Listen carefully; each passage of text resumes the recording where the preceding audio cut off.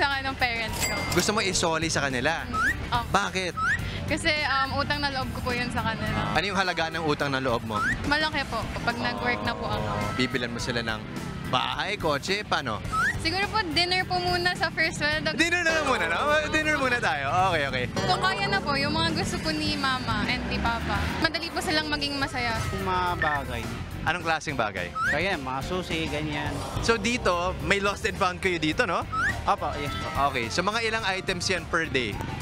Sa palay ko, estimated mga 10, ganyan. At nasasoli mo? Yes naman po. Minsan kapag may lumalapit na concern na nilalapit po namin sa presinto, Okay. then kapag may nawala ng gamit, then kapag dumating yung mga may-ari, binabalik po namin. Hiningan po namin ng ID, then pinapa-identify po namin kung ano yung mga issue, anong klaseng item na nawawala sa kanila. Cellphone? Cellphone? Bakit cellphone? Kung pangit ang cellphone, ibibigay ko. Kung Paano pag maganda? gatekeep mo na yan, ha? Nakakita ka naman ng cellphone sa sahig? Actually, may nakita po akong nakahulog. Okay. So, hinabol ko po talaga siya. Nasoli ko naman po, binigyan niya ako ng tip.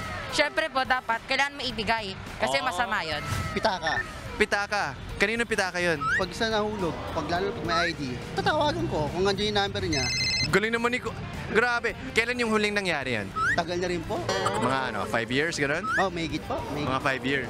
So, nung tinawagan mo siya, anong reaction niya? Siyempre, magpapasalamat sa akin. Hanggang sa nag-meet kami in person, binibigyan niya ako ng pera pero hindi ko tinanggap po. Oh, grabe naman. Ang bait ni Kuya. Ano ba yung trabaho niyo? Tireman po, tireman. Kaya pala nakitingin ka sa sahig palagi.